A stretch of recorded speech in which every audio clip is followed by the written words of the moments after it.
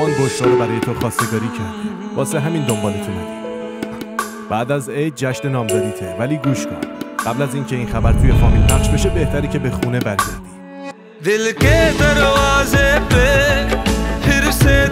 سلام علیکم.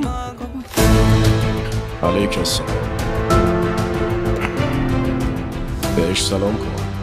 این مادر جدیدته. من دنیا دیدم امجد. همین که یه نظر دیدمش فهمیدم این زنی که دستشو گرفته آورده از خانواده خوبی نیست.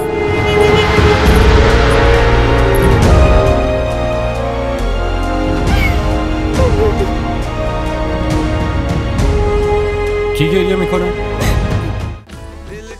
کانال ما رو سابسکرایب کنید. حمایت شما به ما روحیه میده.